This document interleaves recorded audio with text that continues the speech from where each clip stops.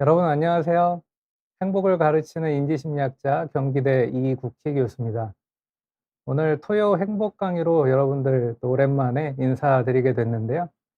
또 오늘도 재밌는 주제로 여러분들과 1시간 동안 이야기할 테니까 많이 이렇게 와 주시고, 또 혹시 이 강의 모르는 분들이 있으면은 지금이라도 이렇게 좀 공유하셔 가지고 이 강의 같이 듣자고 이야기하시면 좋을 것 같아요.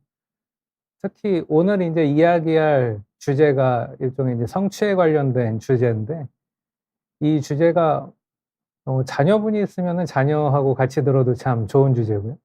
또 부부끼리 같이 들어도 좋고, 또 이렇게 형제들이 같이 들어도 좋고, 당연히 뭐 친구끼리 같이 들어도 되게 좋은 주제입니다. 그래서 여러분들 아직 이 강의 모르시는 분들한테 이렇게 좀 공유하셔 가지고 같이 들으시면 참 좋을 것 같아요. 그리고 좋아요도 꼭 많이 부탁드리고 싶습니다. 네. 그리고 캐치 라이프 뮤직님 이렇게 또 들어오셔서 인사해 주셨는데, 네, 반갑습니다. 잘 오셨고요. 히읗히읗 님도 와 주셨네요. 안녕하세요. 반갑습니다. 또 같이 오늘 이야기 나누면서 또 질문도 많이 주시면은 제가 좀 가능한 한 이 시간이 허락하는 한 많이 답변 드리도록 하겠습니다. 네. 그러면은 오늘 주제로 인제 넘어가서 시작을 해 보도록 할게요. 오늘 이야기의 제목은 애쓰지 않는 것 같은데 꾸준히 이루는 사람의 결정적인 특징입니다. 애쓰지 않는다는 거를 쪼끔 다른 말로 표현하면은 뭐 약간 아등바등하지 않는다고 할까요? 뭔가 막 끙끙거리지 않는다고 할까요? 이렇게 아등바등하고 끙끙거리지 않는데 뭔가 잘 이뤄나가는 이런 사람들이 우리 주변에 있잖아요. 사실 뭐 여러분이 그런 분일 수도 있고요. 근데 그런 사람들은 어떤 심리적인 특성을 가지는 걸까요? 이런 질문을 한번 던져 보는 거죠. 그리고 쪼끔 뭐 제가 옛날 사람이라 물론 뭐 옛날 사람 아니다라고 생각해 주신다면 너무 감사하지만은, 예, 옛날 사람이라 '애쓰지 않는다. 뭐 끙끙거린다.'라고 할 때 그 이미지가, 저도 이 가지고 있는 컨셉이 막 그 띠두르는 거, 이렇게 열공 해 가지고 머리에 띠두르는 거, 인제 그런 이미지를 이렇게 떠올리곤 하는데, 뭐 아무튼 뭐 여러분도 그런 이미지로 이렇게 상상하신다면은 이렇게 띠두르고 뭐 열공 이렇게 써 붙이지 않아도 이렇게 열심히 하자 이렇게 뭐 죽기 살기로 하자 이렇게 띠두르지 않아도 뭔가 꾸준히 성취하고 이뤄내는 사람들은 뭘까? 우리가 이렇게 옆에서 봤을 때는 저 사람 막 크게 막 이렇게 아등바등하지 않는 것 같은데 어떻게 저렇게 하나씩 하나씩 잘 이뤄낼까? 이 질문을 같이 한번 생각해 보면 좋겠어요. 이렇게 얘기하는 사이에 또 저스트 무직님 들어와 주셨는데 반갑습니다. 또 성현린님, 예, 사주가 좋은 사람이 그렇다고 말씀하셨는데, 네, 뭐, 예, 생각은 자유니까 그래도 오늘은 쪼끔 더 과학적이고 심리학적인 얘기니까 사주가 좋은 사람이라고 생각했던 사람들이 과학적으로는 어떤 특성을 가지고 있을까 이렇게 또 생각해 보시면 좋을 것 같네요. 자, 그래서 이 토요 행복 강의에서 꼭 다뤄야 되는 주제 중에 하나가 이 성취에 대한 거였는데 인제 오늘, 다루게 됐어요. 왜냐면은 행복한 삶에서 성취가 빠질 수 없는 조건이잖아요. 특별히 우리가 인제 즐거운 삶, 뭐 재밌는 삶, 매일 이렇게 하하하 호호호 웃는 삶, 이런 일종의 쾌락주의죠. 쾌락주의적인 것을 행복이라고 많이 생각하는데, 사실 행복의 또 다른 아주 중요한 부분 중에 하나가 meaning, 의미입니다. 그리고 이 의미 있는 삶에 빠질 수 없는 요소가 인제 또 성취죠. '행복하지 못하다.'라고 했을 때 '내가 즐겁지 못하다.' 이것만 얘기하는 게 아닌 거예요. 행복하지 못하다라고 했을 때 '내가 요즘에 삶의 의미를 잘 느끼지 못하네.' 또 '내 삶의 어떤 가치, 어떤 보람 이런 거를 잘 느끼지 못하네.' 이것도 아주 중요한 부분인 거죠. 그래서 이 의미, 그리고 이 의미와 연결된 아주 중요한 변수, 요인이 바로 이 성취입니다. 사실 이런 일이 없었으면 좋겠는데, 우리 주변에 또 뭐 뉴스 같은 데서 신문에서 접하는 이야기들 중에 자기 스스로 목숨을 이렇게 끊는 사람들이 있잖아요. 근데 자기 스스로 목숨을 끊을 만큼 이렇게 괴로움을 겪고 또 이렇게 마음에 뭔가 부담감과 슬픔과 고통과 우울 같은 것을 이렇게 경험하는 사람들. 그래서 '아 내가 그냥 내 스스로 생을 마감해야 되겠다.' 이렇게 생각하는 사람들은 따지고 보면은 의미 때문에 그런 거거든요. 뭔가 즐겁지 못해서 또는 뭐 맛있는 거를 적게 먹어서 또 사실은 뭐 돈이 너무 부족해서 뭐 꼭 그런 건 아닙니다. 음. 이런 어떤 즐거움이나 뭐 웃음, 그런 쾌락주의적인 요소 또는 돈이라는 이런 물질주의적인 요소보다 '아 내가 내 스스로 삶을 마감해야 되겠다.'라는 그 의식을 갖게 되는데 영향을 미치는 가장 강력한 요소는 의미가 없다고 느끼는 것 때문이거든요. '아 내 삶이 인제 무의미하다. 내 삶이 너무 무기력한데 그 무기력함의 원인을 따지고 올라가다 보면은 '아 무의미하다.' 이렇게 느끼는 거죠. 특별히 '내가 할 수 있는 게 아무것도 없네. 내가 이렇게 해도 의미가 없고 저렇게 해도 의미가 없고 내가 하는 모든 노력이 다 무용지물이네. 쓸데없네. 소용이 없네. 곧 의미가 없네.'라고 느끼게 되면은 정말 이렇게 극단적인 생각을 하게 되는 경우가 많죠. 그리고 이 극단적인 생각, 의미가 없다고 해서 극단적인 생각으로 연결될 때 이 성취라는 부분이 되게 그래서 중요한 것 같아요. 의미 없다라고 생각하는 부분은 약간 다른 말로 하면은 '아 내 노력이 쓸모가 없네. 곧 내 스스로 성취할 수 있는 부분이 아무것도 없네.' 이렇게 연결될 수 있거든요. 내가 통제할 수 있는 부분, 내가 통제해서 성취할 수 있는 부분이 아무것도 없네. 이렇게 연결될 수 있는 거죠. 또 약간 미래를 예측하면서 '아 앞으로도 내가 이런 성취를 할 수 있을까? 앞으로도 내가 이런 의미를 창출해 낼 수 있을까?' 이런 고민을 하게 될 때도 이게 심각해지면은 자기 목숨을 자기 스스로 마감하는 그런 부분으로 이어지는 경우들이 있잖아요. 뭐 최근에는 인제 다행히 그런 뉴스를 많이 접하지 못했지만 예전에 연예인들 중에서도 사실 뭐 부유합니다. 명성도 있고 스타예요. 근데 자기 스스로 어떻게 보면 목숨을 끊어 버리는 그런 연예인들 같은 경우 보면은 뭐 다양한 이유가 있겠지만 그중에 한 가지는 어떤 휴식기에 공백기에 '아 내가 앞으로도 예전처럼 그렇게 성취할 수 있을까? 예전처럼 의미 있는 삶을 다시 되찾을 수 있을까?' 그런 고민들을 하다가 자기 스스로 생을 마감하는 그런 경우들이 요소로 작용하는 경우들이 있잖아요. 그것처럼 우리 삶에서 이렇게 의미가 굉장히 중요하고 또 이 의미 있는 삶을 위해서는 성취라는 요소가 빠질 수 없는 요소 중에 하나입니다. 그러면 우리는 어떻게 해야 이런 우리 삶에 의미를 제공하는 성취감을 될 수 있으면 매일매일 아니면 최대한 자주 경험할 수 있을까요? 여러분은 어떠세요? 어떻게 해야 이렇게 성취를 매일매일 이뤄 나갈 수 있을 거라고 생각하십니까? 사실 이게 문제잖아요. 어떻게 매일 성취를 이루어 나갈 거냐. 하루하루 뭔가 생산적인 일을 어떻게 해 나갈 것이냐. 이게 인제 문제인데 여러분은 이 질문에 어떤 생각 또는 어떤 태도, 실제로 또 어떻게 생활해 오셨습니까? 사람들은 "어떻게?"라고 질문을 하면요. 이 "어떻게?"라는 질문을 "누가 그러냐?"라는 질문으로 자주 바꾸는 것 같아요. 행복에 대한 질문도 좀 비슷합니다. "어떻게 행복해질 수 있어?" 이 질문을 "누가 행복해?" 이렇게 자주 바꾸거든요. 또 오늘 질문처럼 "어떻게 해야 의미 있는 삶을 살 수 있어?" 그 질문도 "누가 의미 있는 삶을 살아?" 이렇게 바꾼단 말이죠. 마찬가지로 의미에서 파생돼 나오는 이 성취에 대한 부분도 저는 인제 질문을 이렇게 드렸어요. "어떻게 매일 성취할 수 있지?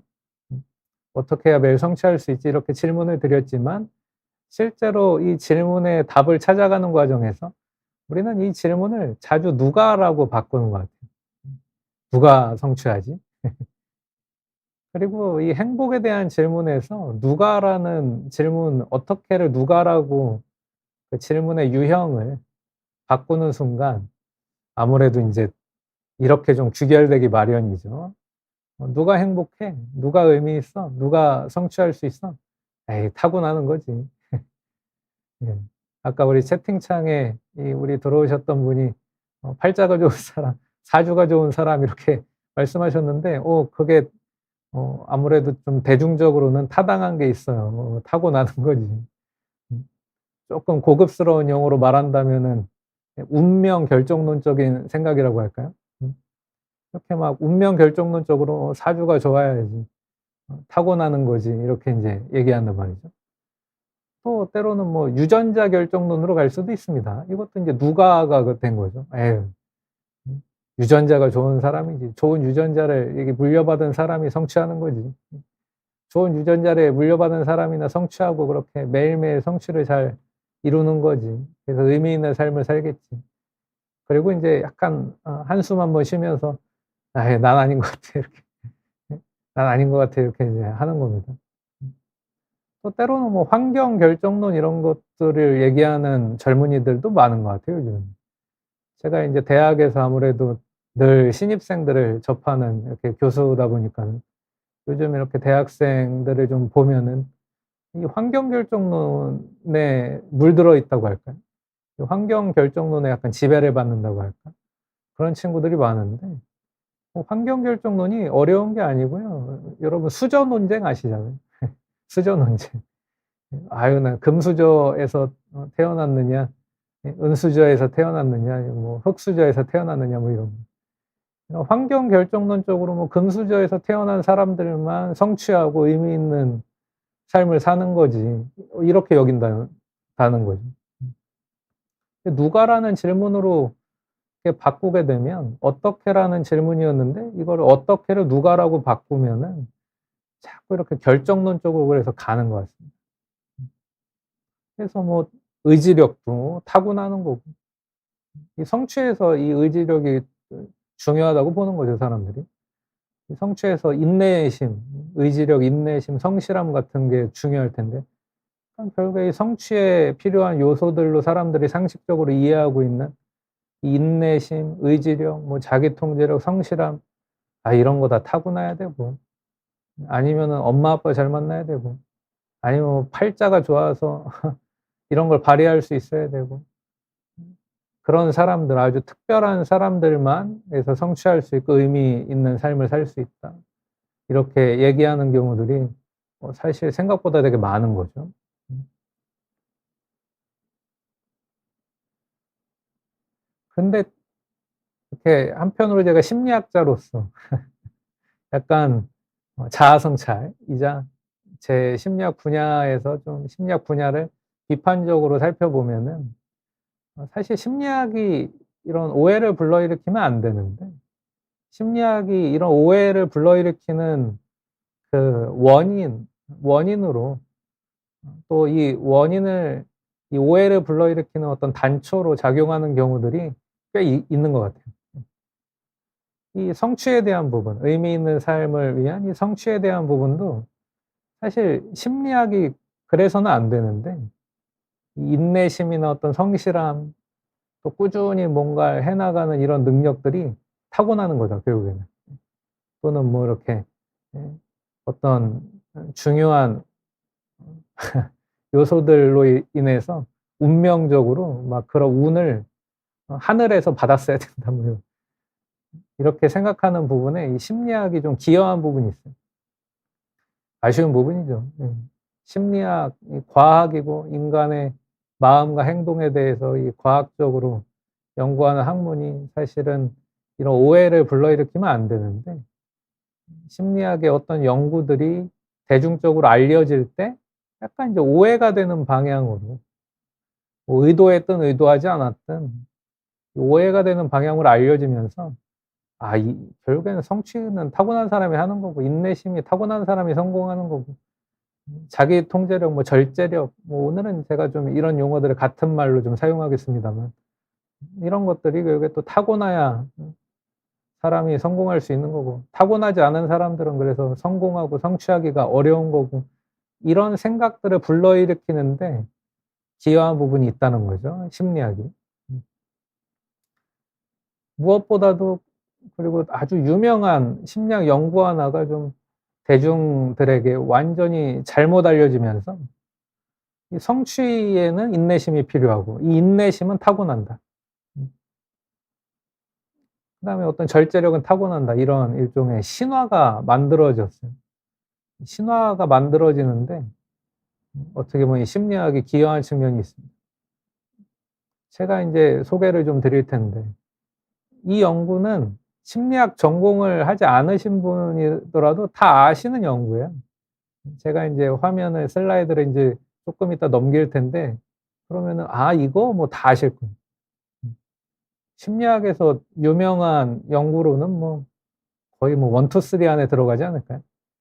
지금 제가 소개할 이 연구만큼 뭐 유명한 연구, 이것도 인제 심리학을 모르는 사람들도 아는 연구는 아마 파블로프의 개 뭐 그 정도 급이에요.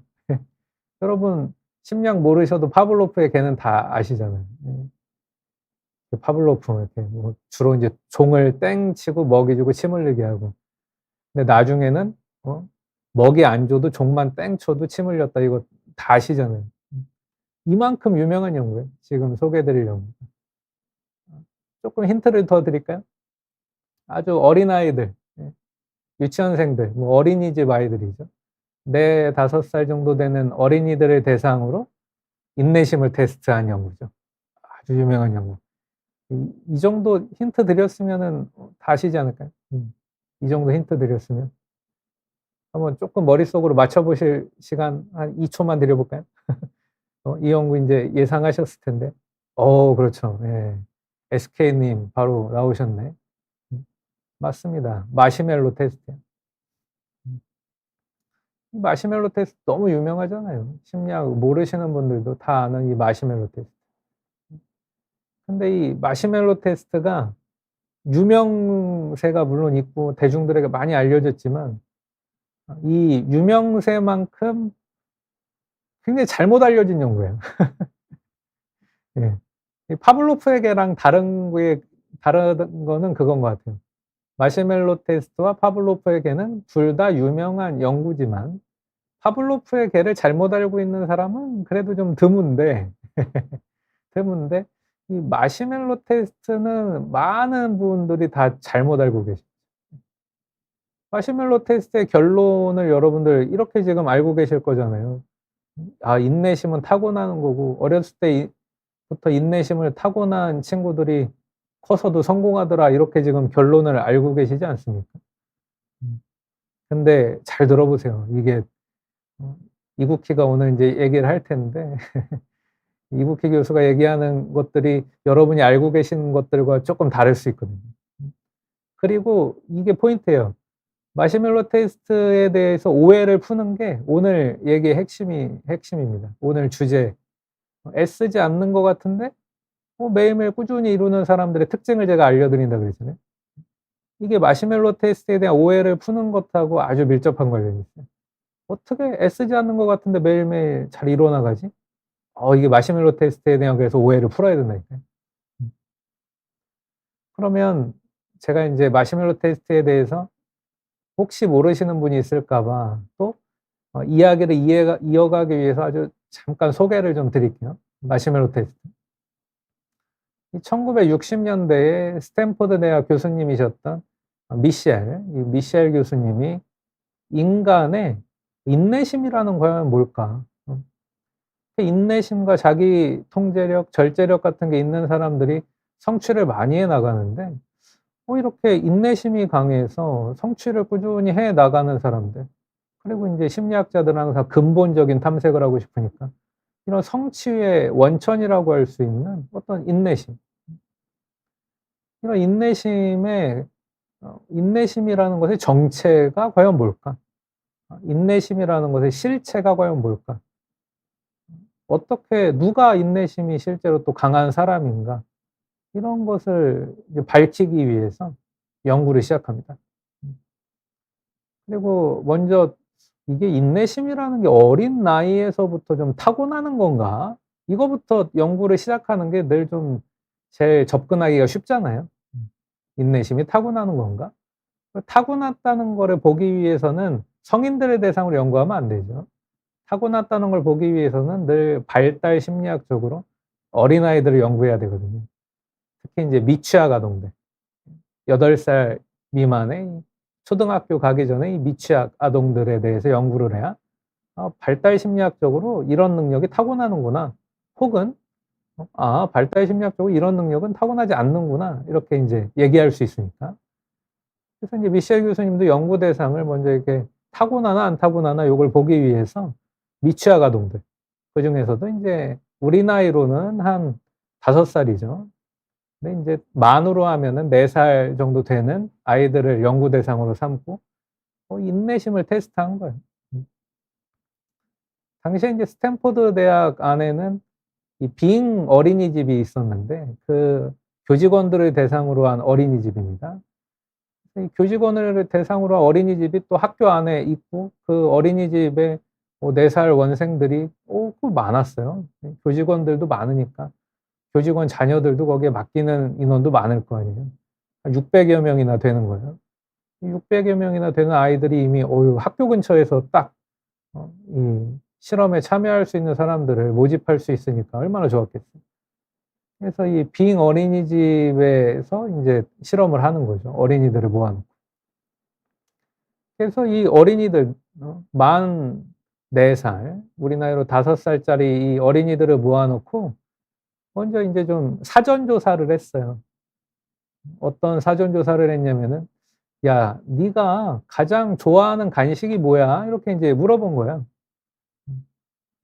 "네가 제일 좋아하는 간식 좀 알려줘." 이렇게 물어본 거죠. 그랬더니 어떤 아이는 저는 초코칩 쿠키 제일 좋아해요." 이런 거예요. 음. 그리고 어떤 아이는 저는 마시멜로 제일 좋아해요." 이렇게 얘기하고. 또 어떤 아이는 저는 이 막대사탕 너무 좋아해요." 이렇게 얘기하고. 이렇게 조사를 한 다음에 어떻게 했겠습니까? 음. 그 아이가 가장 좋아한다고 얘기한 그 간식을 앞에 놔준 거예요. 되게 잔인하지 않습니까? 예. 심리학 실험이 가끔 이럴 때가 있어요. 어떤 아이가 "나는 초코칩 쿠키 제일 좋아해요." 그러면 그거 딱 놔 주고. "저는 마시멜로 제일 좋아해요." 그럼 마시멜로 딱 놔 주고. "저는 막대사탕 제일 좋아해요." 그러면 막대사탕 놔 주고 그런 거예요. 음. 그러니까 사실 요 부분에서도 여러분 쪼끔 기존 상식하고 벌써 약간 다른 게 있긴 있죠. 음. 마시멜로만 사용한 게 아니에요. 마시멜로만 놓고 실험하지 않았습니다. 마시멜로 테스트라고 그냥 이름이 붙은 것이지 마시멜로만 가지고 하지 않았어요. 아주 정확하게 그 아이가 내가 제일 좋아한다고 말한 간식을 놔 준 거예요. 그리고서 인제 하나를 처음에 놔 줬겠죠. 초코칩 쿠키도 좋아한다고 아이한테 하나, 마시멜로도 하나, 그다음에 인제 막대사탕도 하나 이렇게 눈앞에 접시에 담아서 딱 놔 준 거예요. 그리고서 이렇게 제안을 합니다. 그 아이 앞에 인제 종을 하나 이렇게 놔 주고서 종을 이렇게 놔 주고서 실험자가 얘기하는 거예요. "만약에 만약에 아이야 네가 이거 15 분간 안 먹고 참으면은 하나 더 줄게. 예. 15 분간 안 먹고 참으면 1 플러스 1 이야." 이렇게 얘기해 준 거죠. 그러니까 근데 인제 아이들이 일단 처음 마음 먹기로는 참아 하나 더 먹어야지 뭐 했겠죠, 대부분은. 음. 근데 이 15 분이 야 쉽지 않죠. 눈앞에 이 맛있는 게 딱 있는데 눈앞에 내가 가장 좋아하는 그 간식이 딱 있는데 이걸 보면서 이걸 참아야 된다니 5 살짜리 아이들이 이게 얼마나 힘들겠습니까. 그래서 대부분의 아이들은요 어떻게 된 거냐면은 못 참은 거예요. 예. 한 80% 정도 되는 아이들은 15 분을 견디지 못하죠. 뭐 15 분이 뭡니까? 6 분. 보통 한 5 분, 6분 만에 막 몸 비비 꼬다가 먹어요. 예. 종 땅 못 참겠으면은 종을 땡 치고 먹으라 그랬거든. 못 참겠으면 종을 땡 치고 이렇게 먹으라고 했는데 그러면 이제 1 플러스 1은 날아가는 거죠. 근데 인제 많은 아이들이 5-6분 만에 땡 치고 먹는 거죠. 초코칩 쿠키가 제일 좋아요했던 아이 종 땡 치고 5분 만에 먹고 마시멜로가 제일 좋아요 했던 아이도 종 땡 치고 5분 만에 먹고 예. 또 인제 막대사탕이 제일 좋아요 했던 아이 종 땡 치고 인제 입속으로 쏙 들어가고 그렇게 됐어요. 한 80%의 아이들이. 이거를 참아낸 아이들은 한 20% 밖에 안 됐습니다. 아주 소수죠. 극소수의 아이들만 참아낸 거예요. 20% 정도. 자, 여기까지로 일단 1차 실험은 끝난 겁니다. 마시멜로 테스트라고 우리가 알고 있는 실험의 인제 첫 번째 거죠. 1960 년대에 이루어진. 만약에 인제 여러분들이 미셸 교수님이에요. 이 첫 번째 실험을 했더니 80%의 아이들이 못 참습니다. 아주 소수의 20%의 아이들만 이거를 참아내고 15 분을 참아내고 하나를 더 먹었어요. 여러분이 미셸 교수님이라면은 이 심리 과학자라면은 이 실험을 하고서 어떤 결론을 내려야 될까요? 어떤 결론이 타당한 결론일 것 같으세요? 그렇죠. 대부분의 아이들은 인내심을 타고나지 못한다는 결론이겠죠. 네, 맞잖아요. 음. 아니 80%나 되는 아이들이 홀랑 홀랑이라는 건 너무 좀 원색적인 표현이었네요. 홀랑 이렇게 집어 먹었는데요. 5분 만에 이렇게 홀랑 이렇게 먹었는데 이 80%라는 대부분의 대다수의 아이들 아주 보편적인 거란 뜻입니다. 심리학은 사실 이렇게 보편적인 특성을 연구하는 학문이니까 보편적이고 평균적인 특성을 많이 연구하잖아요. 근데 80%나 되는 아이들이 이렇게 홀랑 먹었어요, 5분 만에. 못 참고. 그때 과학자로서 내릴 수 있는 결론이 뭐냔 말이죠. 이거는 인내심은 타고나지 못한다는 결론 아니겠습니까? 그리고 실제로 미셸 교수님은 그렇게 결론을 내리신 거예요. 여기서부터 인제 쪼끔 달라지죠. 여러분이 아시던 것과 좀 다르죠. 미셸 교수님이 이 첫 번째 1960 년대 연구를 하시고서 내린 결론은 이거였어요. '아 인내심을 타고나는 사람은 없다.'였어요. 이게 맞잖아요. 그쵸? 우리는 인내심을 타고나지 못해요. 절제심을 뭐 타고나는 사람 없는 겁니다 사실. 일단 저도 인내심 별로 없고요. 저도 절제심 별로 없어요. 네. 제 가족한테 물어보세요. 우리 아빠가 얼마나 인내심이 부족한 사람인지 너무 잘 알 겁니다. 예. 인내심 저 많이 없어요. 그리고 절제심 부족합니다. 그리고 제 주변에도 인내심을 타고나는 사람 못 봤어요. 예. 제 주변에 이렇게 교수님들 봐도 인내심을 타고난 교수님들 잘 못 봤습니다. 일단 제 주변에도 인내심 타고난 사람 없는 것 같아요. 또 실제로 뭐 과학적인 여러 가지 연구 결과들을 통해서 볼 때 인내심뿐만 아니라 뭔가를 정말 타고났다. 특히 인제 뇌과학적으로 '이 사람은 다른 사람들보다 좀 특별한 뇌를 정말 타고났다.'라고 할 수 있을 만한 사람은 0.0002% 정도밖에 안 된다고 하니까요. 음. 그래서 뭐 미셸 교수님도 뭐 1960 년대에 뭐 뇌과학이 발전할 때는 아니지만 요즘 시각으로 이게 뇌과학적으로 봤을 때도 하여튼 타당한 결론이죠. 맞는 결론을 도출하신 거예요. '인내심을 타고나는 사람은 없다. 인내심을 타고나는 사람은 있다고 쳐도 아주 드물다.' 이런 결론을 딱 내리고 일단 1차 실험이 종료가 된 거죠. 음. 그리고서 연구를 인제 또 꾸준히 이어가셨습니다. 연구를 꾸준히 이어가셨어요. 이 인내심에 관련된 연구를 평생 하신 거거든요. 원래 인제 심리학자들이 그래요. 자기 연구하는 주제를 하나 잡으면은 그 주제 가지고 인제 교수 은퇴할 때까지 계속 하는 겁니다. 20 년, 30 년. 이분도 마찬가지예요. 20 년, 30년 꾸준히 인제 연구를 또 해 나가신 거예요. 그 사이에 인제 대학원생들도 바뀌고 자기 연구소의 연구원들도 뭐 바뀌고 인제 여러 해가 좀 지났겠죠. 그리고 이 첫 번째 1960 년대 연구를 하고 난 한 15년 뒤, 15년 뒤 그래서 이 빙 어린이집, 빙 유치원에 다니던 어린이들이 대학에 갔을 무렵이 됐을 때 20살 정도 인제 됐을 때 만으로는 인제 19 살이죠. 우리나라로 말하면 인제 수능 시험을 봤을 그 나이가 됐을 때 인제 새롭게 연구원들이 또 들어온 거예요. 박사과정생도 들어오고 석사과정생도 들어오고 또 인제부터 포닥이라고 해서 박사 후과정 연구원들도 들어오거든요, 연구소에. 이 포닥들도 새롭게 좀 들어오고. 늘 이렇게 교수님은 안 바뀌어도 연구원들은 많이 바뀌니까요. 음. 이렇게 이제 한 15 년이 지났을 무렵 새롭게 바뀐 연구원들 중에 하나가 원래 인제 연구원으로 새로 들어오면은 막 새로운 연구 주제 이렇게 막 내고 싶거든요. 음. 자기 인제 좀 막 실적도 좀 내야 되고 우리 오늘 주제는 성취감.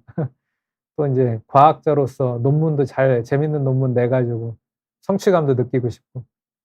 그래서 이제 연구 주제를 이렇게 제안을 합니다, 교수한테, 지도 교수한테, 미셸 교수님한테.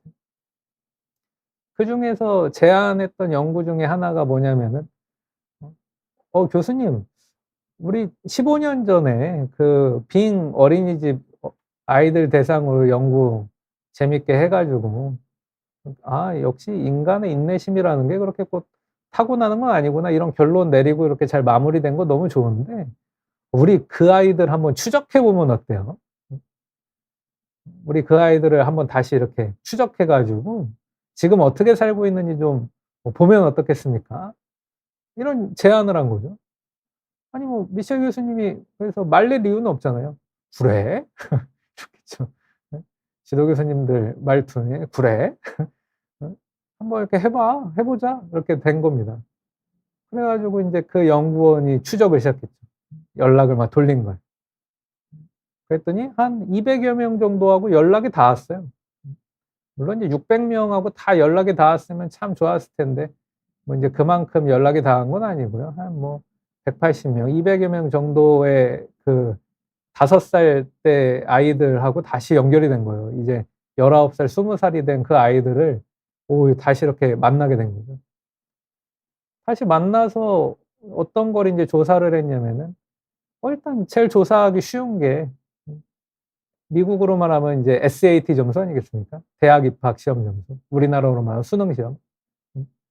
수능 시험 다 봤으니까 수능 시험 점수 딱 파악을 했죠, SAT 점수. 그리고 또 파악하기 좋은 것 중에 하나가 이 체질량 지수. 비욘드에서도 자주 나오는 지수 중에 하나일 것 같아요. 이 체질량 지수, BMI 지수.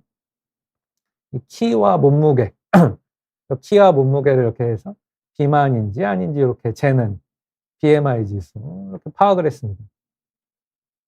그리고 또 이렇게 심리학자들은 조건을 구분하기를 늘 좋아하는데 아니 뭐 조건 구분하기도 좋잖아요. 어렸을 때 15 분을 다 참은 아이들, 참았던 아이들.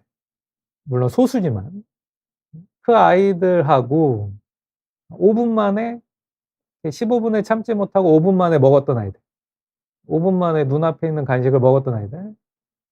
그 아이들하고 이렇게 조건을 구분해서 SAT 점수에 혹시 차이가 있나? 또 BMI 지수에서 혹시 차이가 있나? 이걸 본 거예요. 그랬더니 와 인제 이게 유명해지는 계기가 됐죠. 마시멜로 테스트가 유명해지는 계기가 된 결과가 여기서 나온 거죠. 아니나 다를까 어렸을 때 15 분을 참아서 1+1을 먹었던 그 아주 소수의 아이들이 5분 만에 참지 못하고 먹었던 아이들에 비해서 SAT 점수가 거의 뭐 200 점이 높은 겁니다. 또 BMI 지수를 비교해 봤더니 일단 이 어렸을 때 5분 만에 먹었던 아이들보다 이 15 분을 참아낸 아이들이 비만이 아닌 거예요. 정상 체중이 많은 거예요. 야 박수 쳤겠죠 진짜. 이렇게 박수 치고 '옳다. 좋다. 야 드디어 좋은 연구 결과 하나 나왔다.' 이렇게 했을 겁니다. 그 연구원은 정말 이렇게 쾌재를 불렀을 수 있어요. '야 걸렸다.' 이렇게. 그리고 실제로 유명해졌죠. 유명해졌어요. 그리고 이 연구가 얼마나 유명해졌는지 막 미국에서 제일 유명한 어린이 방송 중에 하나가 인제 세서미 스트리트 아니겠습니까? 거기에도 인제 나오고 나중에 인제 우리나라로도 이 연구가 우리나라뿐만 아니라 물론 전 세계로 퍼져나갔지만 이 연구 결과가 인제 EBS에서도 나오고 인제 그러지 않았습니까? 음. 또 미셸 교수님은 덩달아 인제 같이 유명해지고 마치 미셸 교수님이 정말 의도적으로 이 연구한 것처럼 막 되시고 그리고 말한 대로 15 분을 참았던 아이들의 SAT 점수가 높았다고 하니까는 그게 대중적으로 알려져서 야 역시 인제 이 아이들을 타고난 인내심이라고 인제 부르게 된 거죠. 그 '타고난 인내심을 가지는 아주 소수의 아이들만 성공하는구나. 음. 타고난 절제심을 가진 아주 소수의 아이들만 성공하는구나.' 야 그러면서 인제 사람들이 또 궁금해하기도 했어. '우리 아이는 인내심을 과연 타고났을까 안 타고났을까?' 어? 혹시 여러분 그러신 적 없습니까? 우리 아이가 타고난 인내심의 소유자인가 아닌가 보시기 위해서 아이 앞에 마시멜로 놔주고 "15 분간 참아 봐." 이런 거 안 하셨습니까? 막대사탕 이렇게 놔주고 "15 분간 참아 봐." 이런 거 안 하셨어요? 뭐 사실 미국에서는 이렇게 했어요. 미국의 이렇게 엄마들이 이거 한 거예요. 미국의 엄마 아빠들이 "야, 인내심을 타고난 아이가 성공한대. 이거 스탠포드 대학에서 이거 밝혀낸 거래. 응? 세서미 스트리트에도 나왔어." 이러면서 한 거예요. 그래서 미국에서 마시멜로 뭐 초코칩 이런 간식들이 다 동인한 적이 있다는 거 아니겠습니까? 우리나라도 EBS에 이게 방송되고 나서 그런 적이 있고 우리나라에서도 그런 적이 있어요. 음. 그 아이가 좋아하는 간식 달달한 거 놔주고서 막 참으라고 한 거예요. 음. 예, 우리 아이가 인내심을 타고난 아이인가 아닌가, 성공할 상인가 아닌가, 성공할 상인가 이런 거 인제 보고 싶었던 거죠. 음. 그리고서 와, 우리 아이 이거 15분 참아냈다 그러면은 엄마 아빠들 막 박수치고 "야, 인내심을 우리 아이가 타고났어. 우리 아이 인제 성공해. SAT 점수 200점 높일 수 있어." 인제 이렇게 수능 시험 점수 "야, 200점 높일 수 있어." 이렇게 막 한 적이 있던 겁니다. 그리고 대중적으로 인제 알려진 거는 여기서 끝났어요. 여기까지. 이게 그냥 지금까지도 회자되고 있는 거고, 역시 인내심은 타고나야 돼 신화가 만들어진 거죠. 완성됐어요. 근데 말씀드렸잖아요. 미셸 교수님은 은퇴하실 때까지 인내심에 대해서 연구를 꾸준히 하셨다니까요. 사람들에게 알려진, 대중적으로 알려진 마시멜로 테스트는 여기서 끝났지만 실제 마시멜로 테스트는 여기서 안 끝났다니까요. 이 뒷이야기가 있는 거예요. 그리고 이 뒷이야기를 아는 게 마시멜로 테스트에 대한 오해를 푸는 데 결정적이겠죠. 음. 자, 그래서 일단 이걸 밝혀냈습니다. 일단 어렸을 때 15 분을 참은 아이들이 나중에도 성취도가 높았다는 거는 알게 됐어요. 근데 그다음에 새로운 것들이 막 나오는 거예요. 일단 어떤 연구들이 이어졌냐.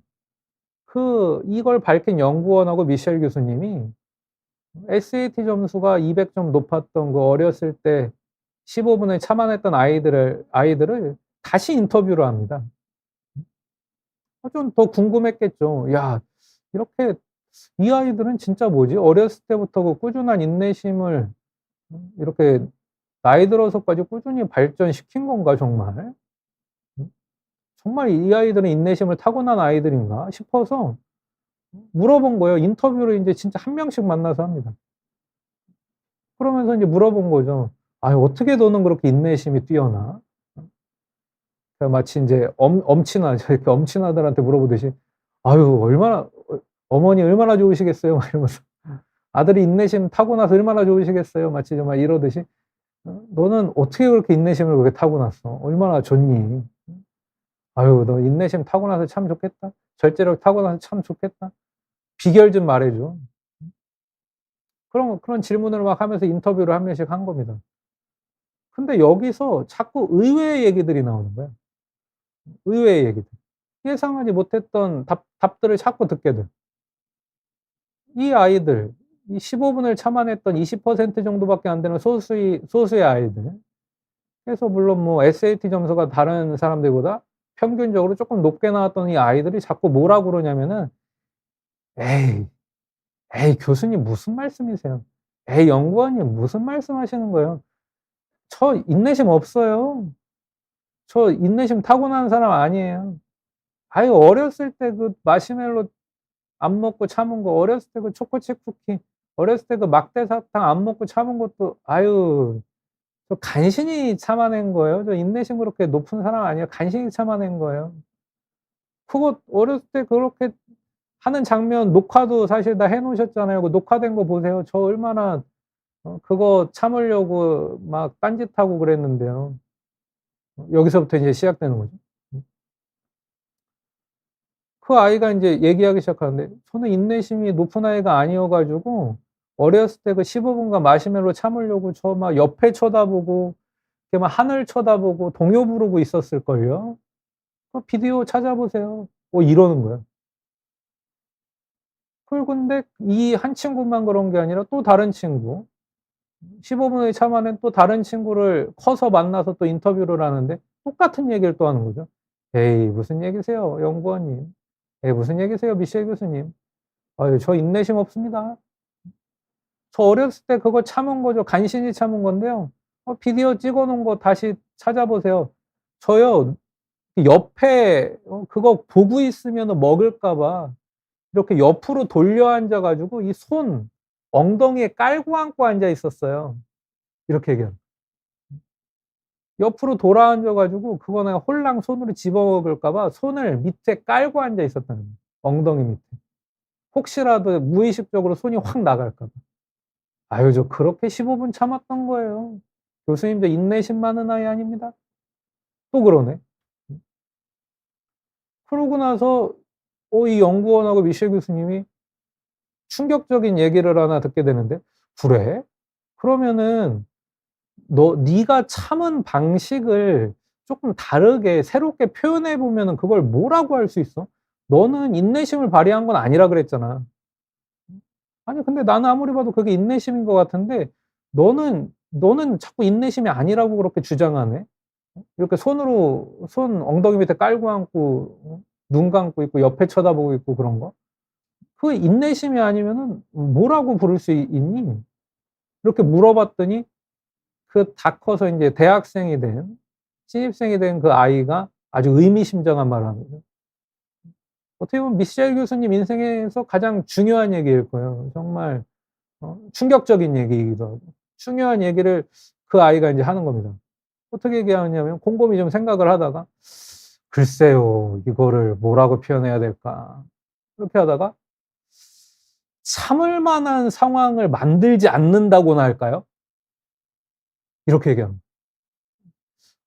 저는 이렇게 인내할 만한 상황을 만들지 않는 것 같아요. 이렇게 얘기하는 거예요. 너무 중요하죠. 그리고 실제로 인제 막 옛날 비디오 찾아서 막 보기 시작합니다. 그랬더니 어떤 재밌는 점이 발견되는지 아세요? 5분 만에 아니면 뭐 6분 만에 아무튼 15 분을 견디지 못하고 한 10분 만에 이렇게 집어먹는 아이들이 어떻게 보면 인내심을 더 막 발휘하고 있는 게 막 보이는 거예요. 이 마시멜로를 눈으로 막 보면서 얼굴 시뻘개져 가지고요. 막 이렇게 막 참고 있는 거예요. 인내심은 진짜 그 아이들이 더 발휘하고 있는 거예요. 그러다가 못 참고 먹는 장면이 찍혀 있는 거예요. 막 다 막 끙끙거려. 얼굴 새빨갛게 돼서 막 끙끙거려. "참아야 돼. 참아야 돼." 그러다가 먹는 거예요. 근데 15 분을 다 참아서 하나를 더 먹은 아이들은요. 오히려 애쓰지 않는 것처럼 보이는 거예요. 오히려 힘들이지 않는 것처럼 보이는 거예요. 오히려 얼굴 시뻘겋게 안 되는 거예요. 오히려 끙끙거리지 않아요. 이 아이들은요. 아까 그 아이가 다 큰 아이가 한 말처럼 참을 만한 상황을 만들지 않는 거예요. 어떻게? 옆을 보면서 아니면 하늘을 보면서 동요를 부르면서 손을 엉덩이에 깔고 앉고 눈 감고 있으면서 애쓰지 않아요.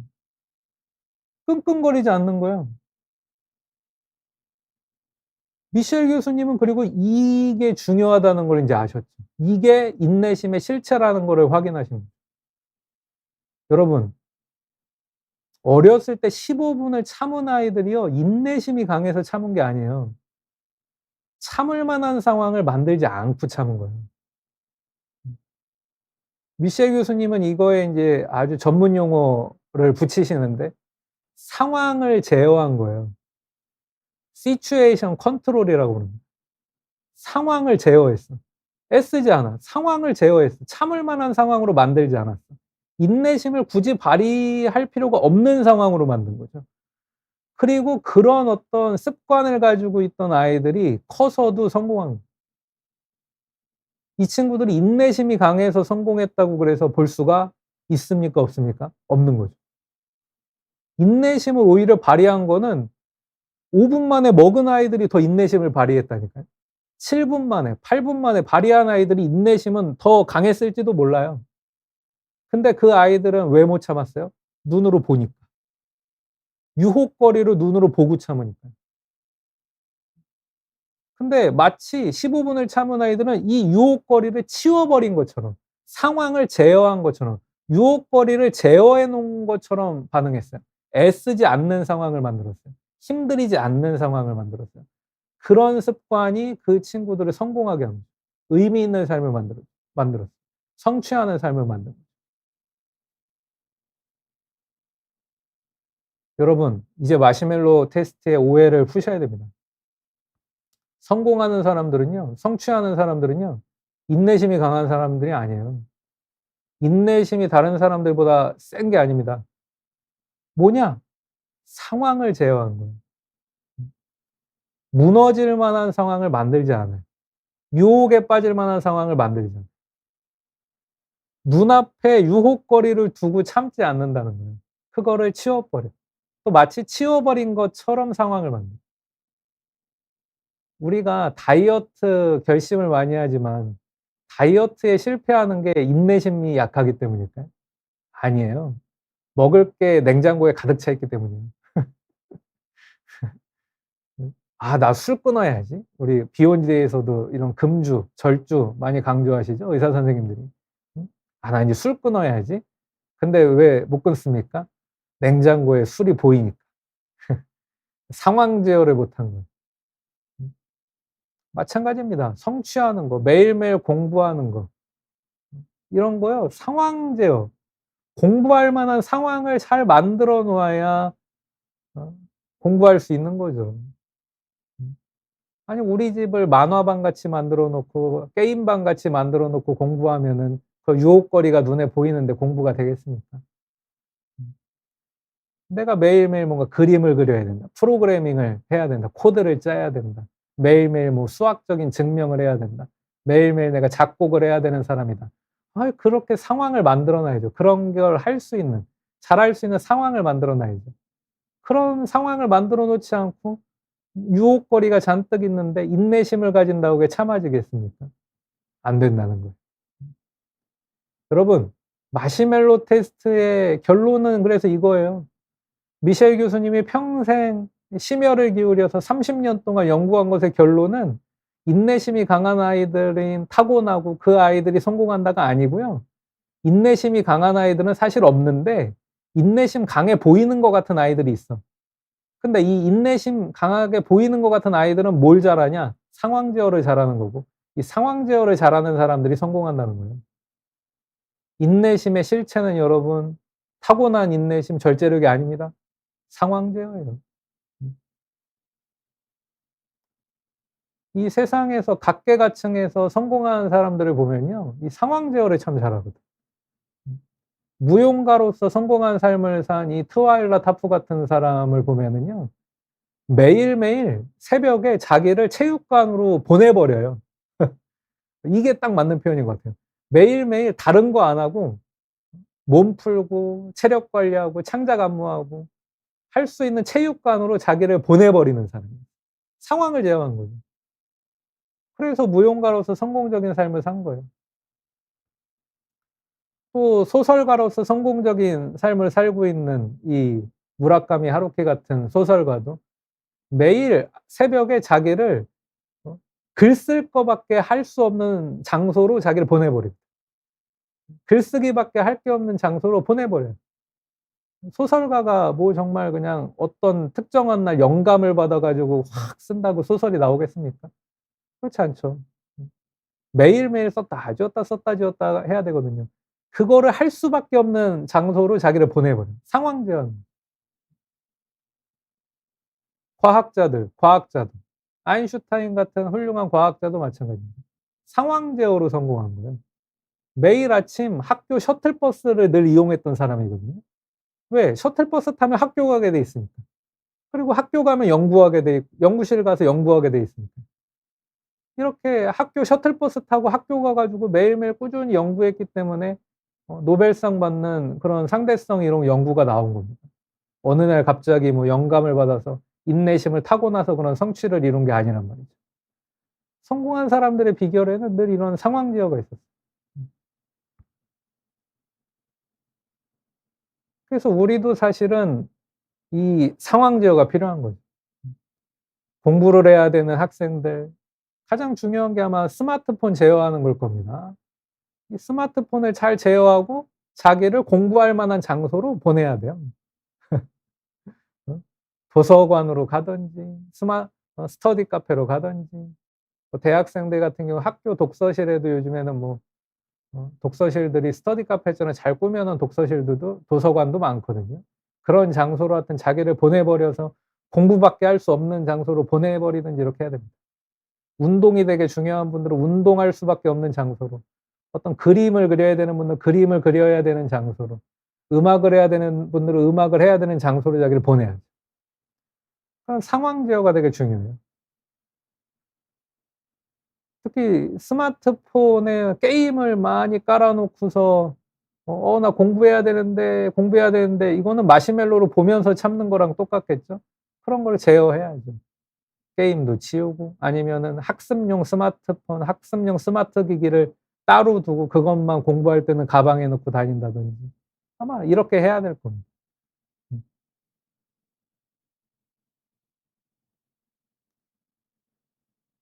자, 그 사이에 질문들이 좀 와서 질문을 좀 봐야 될 것 같은데, 음